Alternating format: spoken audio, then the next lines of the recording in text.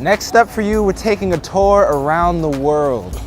We're taking you down to Rwanda. We're also going to Nicaragua, Vietnam, so you're gonna want to stick around for YOTV. Oh boy, yeah, we YOTV, we back here. Youth culture, youth voices, youth power, coming at you. What's happening? We YOTV out here. Before we go any further, I have to big up the magazine. You got looking.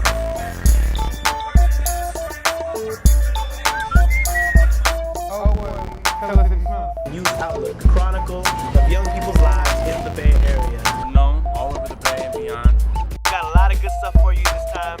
Yo! Helicopter. Good morning. I am Donnie. And I'm Ann. And we're at Youth Outlook TV. We're out here at the Farmers Market in front of the United Nations Plaza.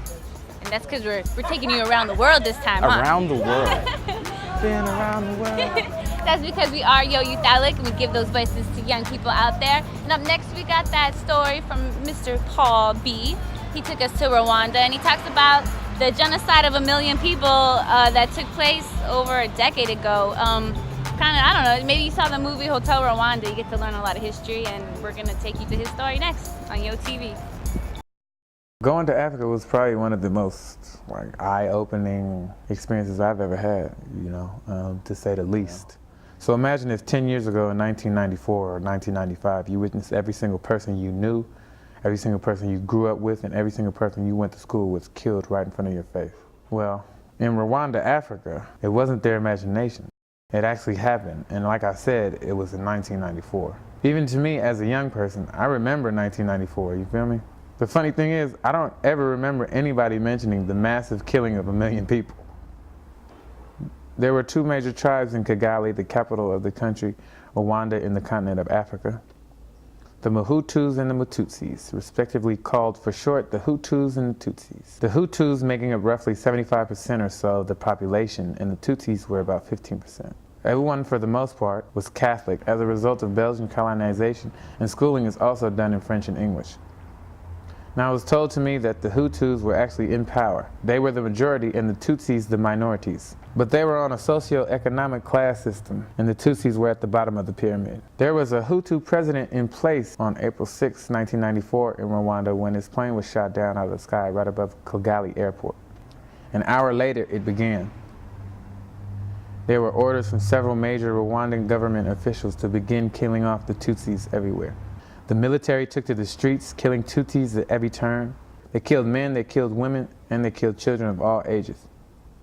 People and memorials tell you of stories of 2-year-old children that were smashed against walls in order not to waste any bullets. They tell stories of little 10-year-old girls hiding under churches filled with hundreds of dead bodies. When it was over, they came from under the bodies, only to find that maggots were eating them as if they were dead, but they actually survived. Women and children's legs were cut off at the thighs, fingers were cut off, children raped, as well as women and other men. Known HIV carriers were permitted to have their way with anyone of Tutsi descent. It lasted for a total of 100 days, and 1 million people were killed in the genocide. While we were out there, my brother got food poisoning, and we went to a clinic to get him treated. We asked the doctor about the genocide and what his experience was. He told us that when they came to his village, he grabbed his diploma and his wife and children and bounced. He later returned to his village a few years later, only to find that everyone he ever knew was dead. Everyone he went to school with, everyone he knew in the streets, every neighbor, every family friend, family member, everyone. There were so many stories much like this one. A woman told me she was 17 when it happened. She watched as they killed 6 of her brothers and sisters, and then her parents. Though she lived, I was thinking that I wouldn't be able to. But don't get it twisted. You wouldn't know it happened by just looking at people. They would have to tell you. They have to go into intricate detail with their stories. They seem so happy and content with the fact that they're still alive and kicking. I don't want to talk about the genocide that much anymore. I want to tell you how it affected my life as a young black man from this side of the map. It was crazy to me. I didn't know that much about it until I was going to Rwanda. Then I began to learn, but even that isn't enough. Hearing it from the mouth of someone that went through it is deep. Seeing the scars on their arms, legs, and heads tell the real story.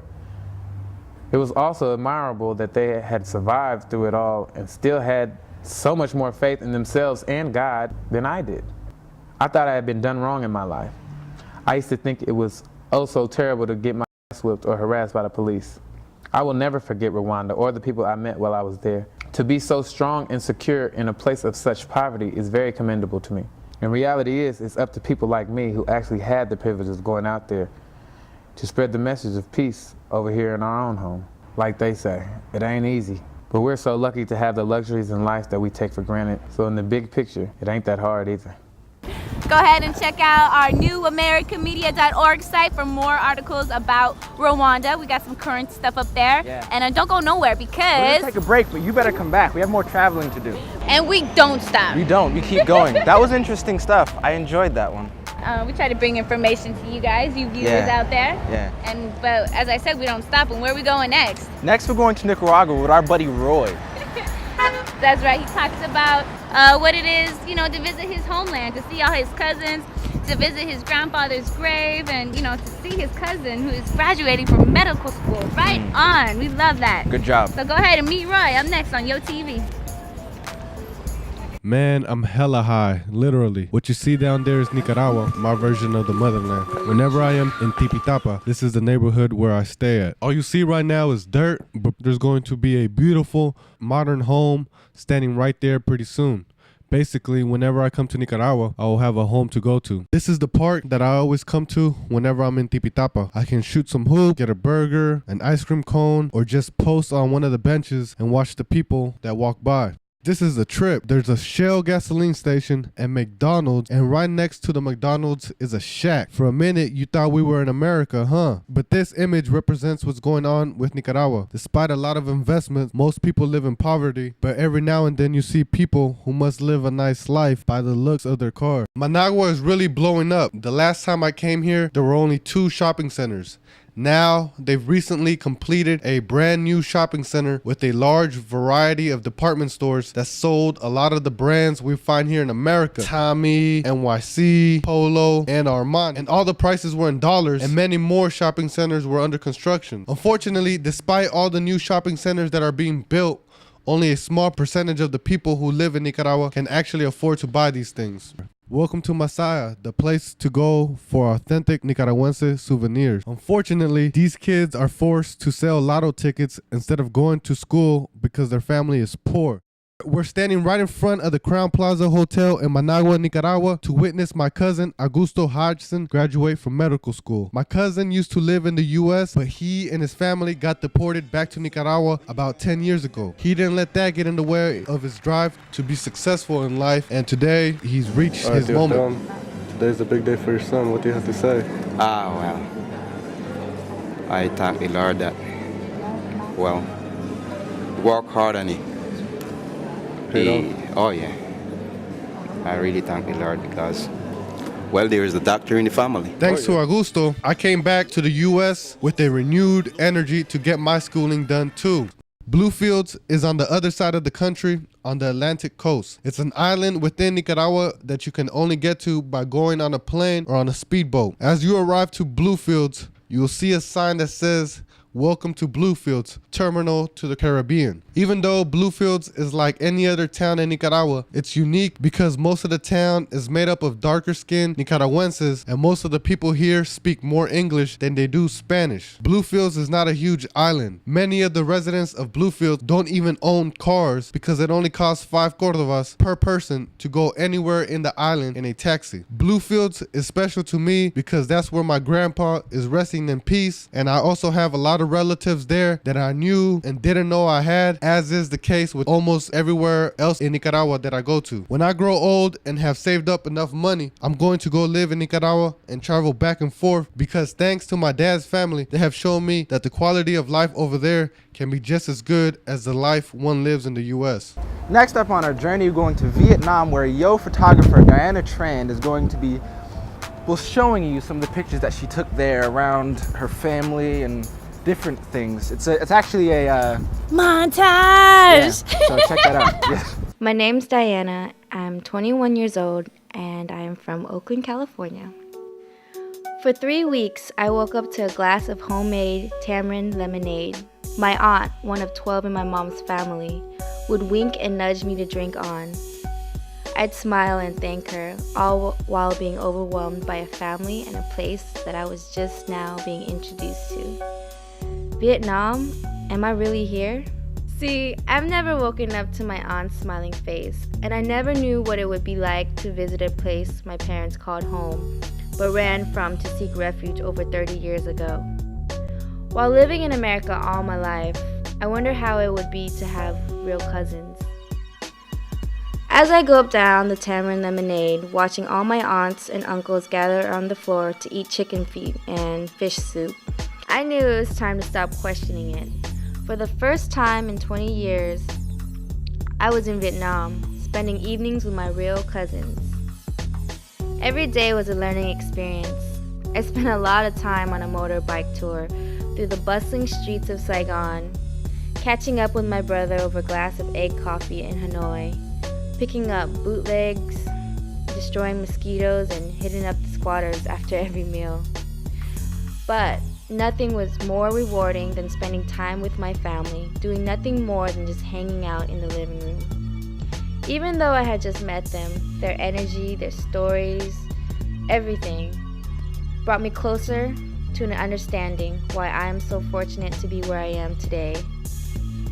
In just 3 weeks, I experienced the time of my life. Now that I'm back home in the Bay, I feel out of place, yet inspired to make more visits back home. Because it's true, home is where the heart is, and Vietnam has definitely given me so much. All right, Yo TV, I know you might be hypnotized by this pimpin' chain right here. I don't know what you're talking about. But we have to go to a commercial break. But in the meantime, go ahead and check us out at youthoutlook.org and come back because we'll be here with more cool stuff for you on Yo TV. Oh yeah, we'll be here. Next up on this journey of ours, going around the world, we're going to France. And in France, I don't know if you know this, they have a lot of issues with race and class kind of things. So we sent a couple Yo TV reporters out there to see what was going on. Late in October, 2 young people in the suburbs of Paris were chased by the police into an energy substation and were electrocuted and died. This event sparked what ended up being violence in the streets, people setting cars on fire, throwing rocks at buses. As the flames die down and the violence subsides, young minorities in France are left with the same issues that prompted the outrage: job discrimination, a lack of options and resources, and a sense that they are not accepted as members of French society. Dopi Gomis is a young Senegalese man born and raised in the suburbs north of Paris. He works, like so many of the young men in the suburbs, as a security guard, though his passion is music. On this night, he's patrolling an elementary school in the red nylon jacket of the security company and a backwards New York Yankees hat. He takes a break, though, to offer a verse of his. He says, "I've got French citizenship, but on French land, they consider me an immigrant. On the other side, I'm just a tourist. To me, a visa is just a scrap of paper that keeps you floating while the water gets deeper and deeper. But it's clear, if I had everything given to me, I might never have these moments of clarity." La couleur de peau détermine la manière, l'endroit où tu vas vivre.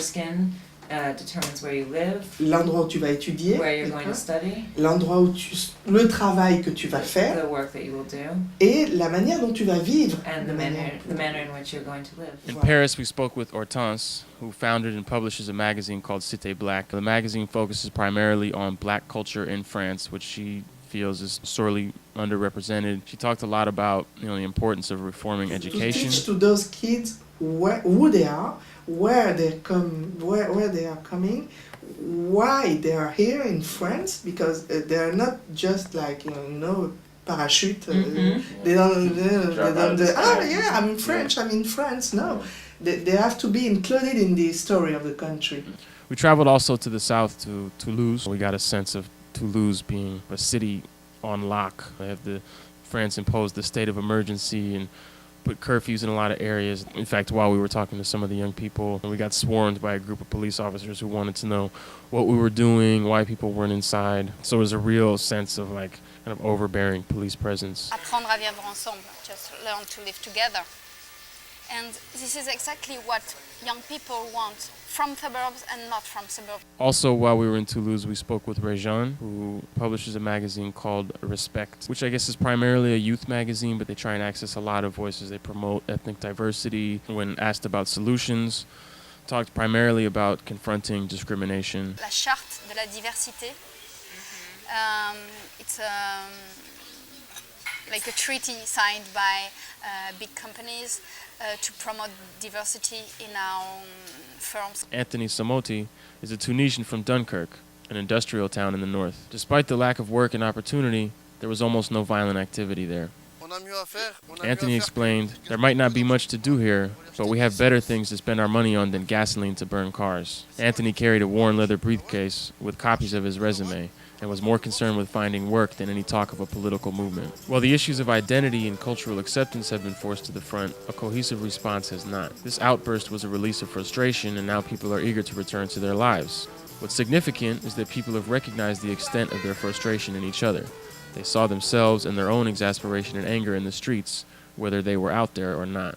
I wish I knew how to speak some other languages so we could like Me say too. it in some cool language right now. I just have bad English. That's pretty much all I do. How about this? How about go ahead and check out this commercial break. But in the meantime, check out our website, newamericamedia.org, and come back to us. All right, we are heading down south to San Diego. San Diego. It's super close to the border, and maybe that's why they're having these Border Patrol men and women boot camps going on. We hooked up with some young people. You get to see them exercise and see how it really goes down when you want to help protect your border. So, so check it out up next on YoTV.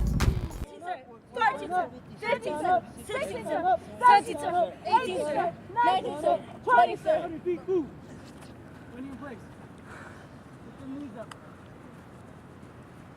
Most of you are supposed to fail from this group because you're not going to try hard enough.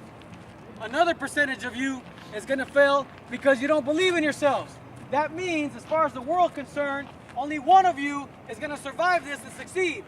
Which one is that going to be? Me, sir! Who? Me, sir! Oh, so you're saying all of you are going to succeed? Yes, sir! So you're saying the world is wrong? Yes, So sir! you're saying you're all going to make it? Yes, sir! Are you going to make it? Yes, sir! I'm Senior Patrol Agent Gilbert Maza. I've been with the Border Patrol for 10 years. I've been a lead advisor for the Explorer Post 1997 in El Cajon for the last 5. A 17-week academy training process. Through that process, you're going to undergo a lot of mental and physical and challenges and emotional, because you'll be crying, challenges that to make you earn what these explorers, senior explorers, are wearing today. That uniform, that badge, that nameplate, and if you really want those pretty little insignia on their collars, then that's going to have to work twice as hard. Kids come in timid, shy, very low self-confidence. They come from, from poor places. They come from rich homes. They come from environments where, they don't expect much. And they get here and they realize that they don't have to wait for anybody. They can take the initiative. They are strong. They do gain a self-confidence. They do get an inner strength that they never thought they had. Explorers, attention! I try to teach them a lot of life lessons from physical fitness. You know, if you're going to endure an extra mile, you're going to endure that extra few hours at work. You're going to endure that extra, you're going to try harder. If you keep yourself fit, you'll enjoy life a lot more. If you don't limit yourself to just sitting on the couch and watch TV, you're actually going to get up and you're going to see a great big world out there. So I use physical fitness as a lot of analogies for life. If you don't stay in that formation, you fall behind. If you fall behind, you're never going to catch up. Just recently, like last week, they promoted me to Assistant Patrol Explorer in Charge, which is like the second highest rank there is. I call everybody and tell them what we're gonna do, and like when he wants them at attention, we call him to attention and stuff like that. Pretty much what the agent does, except we're like not, he's higher ranked than us because he's the agent. I'm thinking about going to the Air Force and trying to get a degree there in criminal justice, and then might join some law enforcement. They're not expecting all these kids to put in and become Border Patrol agents. In fact, we offer no training, no recruitment sessions where we sit down and say, okay, who wants to join or how to join, those kind of things. The kids do ask us. 2 or 3 kids do come up and say, okay, what's the process? And we offer it to them, but we do not, it's not an expected or required. Some of my friends are involved in gangbanging and shootouts, drive-bys. But whenever we're about to do something, like think about it twice. I always say, if Agent Massa would be here, would I be doing it? And that's when I decide not to, if I feel that it's wrong. They respect me, and they always have, but like now it's a different thing because they know I speak out for myself now. My mother heard of it from a family friend, and she thought it was a great idea, so she decided to bring me and my other two brothers here, my brother and my sister. She saw it as a way to learn more stuff, and I guess, I don't know how to say this, but live out of that small bubble we lived in to see different options and opportunities. So that's our show. I hope you had a good time. We went everywhere, South America, North America, Asia, Africa. all around Africa. It was a good time, and we hope to see you next week. Same place, same channel. Go ahead and check out our MySpace, Youth Outlook. Go ahead and check out the YoTV MySpace too. Add us as friends. Check out our website, youthoutlook.org, and send us those emails at yotv@youthoutlook.org. And we love you. Come back. Same time. Don't leave. Same channel. I want you to go check out. Whoa. Honking horns. Check out the honking horns on that car. I feel like I talked too fast already, so I'm not sure like how fast I'm supposed to be talking. I'm just joking. I go bowling. That was terrible. Okay. Oh, we should be like adios, and even like sayonara, and then I don't know how.